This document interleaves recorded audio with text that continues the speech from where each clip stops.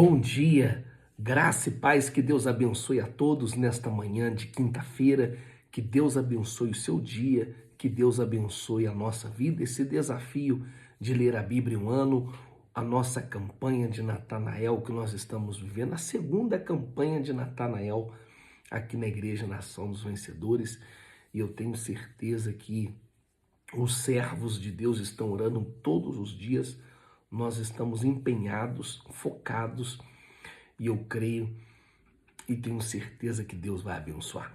Vamos para o capítulo 34, 35 e 36. O propósito deste capítulo é anunciar o julgamento de Deus sobre Zedequias e os líderes de Judá, né, por causa da desobediência e também pela quebra da aliança de libertar os escravos hebreus, né?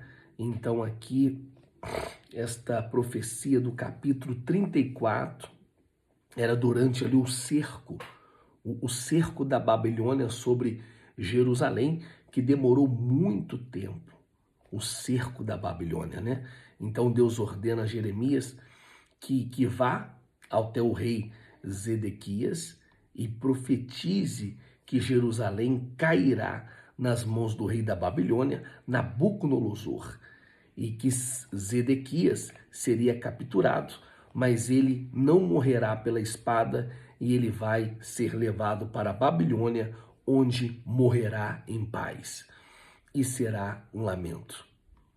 No verso 1 ao verso 7, ele continua e vem aqui a denúncia de Deus contra os líderes de Judá por romper a aliança que fizeram de libertar os escravos hebreus durante aqui o período de crise.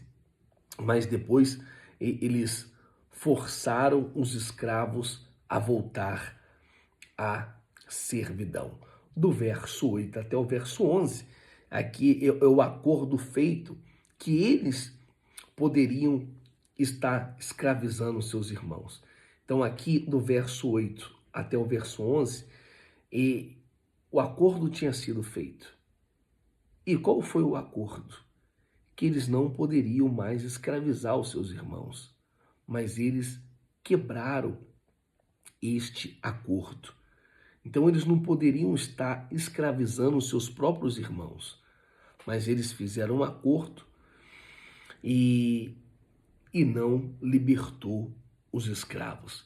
Eles não cumpriram, depois forçaram os escravos a voltar novamente à servidão.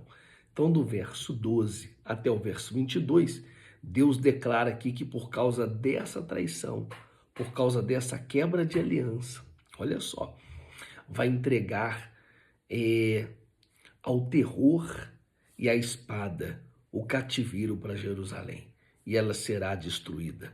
Então, eu quero fazer você lembrar que essas pessoas, esses escravos, são pessoas que eram o pobre, a viúva, o órfão, e diante dessa injustiça social, então eles prometeram, vamos libertá-los, mas eles continuaram praticando a injustiça social. E isso desagradou muito a Deus. Não era um povo estrangeiro, era um povo pobre, era um povo que estava ali órfão, eram as viúvas que eles sacrificando, escravizando, desculpe essa palavra, os próprios irmãos da fé. A injustiça social, isso desagradou a Deus. Então, Deus fala que nesse período aqui de muita crise, vai vir um período, Deus ele fala, vai vir um período de muita crise, um período muito difícil, porque vocês não cumpriram a palavra. E aí Deus declara que diante dessa traição vai haver destruição por causa da injustiça social. Muito forte, né? E se tem algo que Deus faz, se tem algo que Deus entristece muito, é com injustiça social sobre a terra.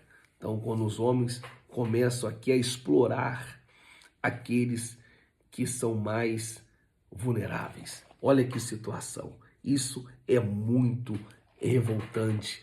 aos olhos de Deus. Aqui no capítulo 35, o propósito aqui é usar o exemplo de, nome dessa tribo aqui, Recabitas, os Recabitas, para destacar a desobediência de Judá. Eu vou te explicar o que é os Recabitas. Nós vamos te explicar. E vai aqui destacar a desobediência de Judá e um contraste com a obediência dessa família, dessa instituição aqui, dos seus antepassados. Então relata aqui um evento em que Deus ordena a Jeremias que chame os Recabitas, e eles eram uma tribo de nômades, e aí chama essa família conhecida, né? E era conhecida por sua fidelidade. Jeremias chamou ela, e das suas tradições, dos seus antepassados, que eram de Jonadab, filho de Recabe. Então Jeremias vai oferecer a eles vinho na casa do Senhor. Então Jeremias chamou essa família, uma família que era conhecida por sua fidelidade, honestidade, chamou e deu para eles o vinho. Mas os recabitas vão recusar tomar este vinho. E eles vão explicar que o seu antepassado, Jonadab, lhe ordenou que nunca bebesse vinho e que nem construísse casa e nem plantasse vinhas, mas que eles viessem viver em tendas. Então, um antepassado aqui, fez um compromisso de fidelidade dos reabitas. Então, olha aqui que passaram dezenas de anos, se passaram, e eles continuam sendo fiéis. Você vê um voto, um compromisso que fez o seu antepassado. Não beba vinho, não beba vinho. Não mora em casas, mora em tendas. Dezenas e dezenas de anos se passaram, mas eles continuaram sendo fiéis ao seu antepassado. E esse é o exemplo aqui que Deus estava dando para o povo dele. No verso 12 até o verso 16, nós vamos ver que Deus, ele usa o exemplo dos recabitas para contrastar com a desobediência do povo de Deus, do povo de Judá, que recusou obedecer às palavras de Deus. Então, repentinamente, é proclamada pelos profetas. Então, aqui ele pega uma família onde Jeremias oferece vinho, e eles falaram: nós não podemos beber esse vinho, porque um antepassado nosso fez um voto. Olha só o que é a fidelidade. Um antepassado fez um voto. Passaram dezenas e dezenas de anos, mas eles continuaram sendo fiéis à palavra. Ou seja, o tempo, os anos não anularam a fidelidade deles. Então aqui uma palavra que um descendente, né? Mas o povo, a nação, não ouvia a voz de Deus. Você veja que um descendente, eles foram fiéis. Anos se passaram, mas eles foram fiéis. Mas o povo de Deus não ouvia Deus e nem os profetas, não dava ouvido, né? Apesar de todos os dias, por meio do profeta, tá ali falando, o povo não dava ouvido. E ele termina aqui, Deus promete que os recabitas sempre teriam um descendente servindo diante de Deus. Enquanto Judá, a Bíblia fala que vai se enfraquecer, e o julgamento da sua infidelidade. Se tem algo que Deus ele honra e abençoa, é a nossa fidelidade. Continue sendo fiel, porque Deus vai te abençoar. Se tem algo que Deus honra, que Deus abençoa, é a nossa fidelidade, que nunca vai passar despercebido aos olhos de Deus. E aqui o capítulo 36, nós vamos chegar lá, hein? Pode ter certeza disso. O capítulo 36 vai relatar aqui o propósito, né? É mostrar o esforço de Jeremias para registrar a palavra de Deus e a rejeição dessa mensagem pelo rei Jeoaquim. segundo a renovação da mensagem.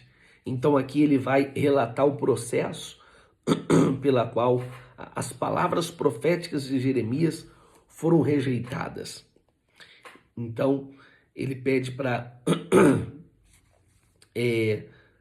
pegar um rolo, registrem um rolo a pedido do Senhor. Então Deus fala, pega um rolo, escreve minhas palavras. Do verso 1 até o verso 5, até o verso 4 do capítulo 36, diz assim: Jeoaquim queima o rolo de Jeremias. No 4º ano do reinado de Jeoaquim, filho de Josias, filho de Judá, o Senhor dirigiu esta palavra a Jeremias.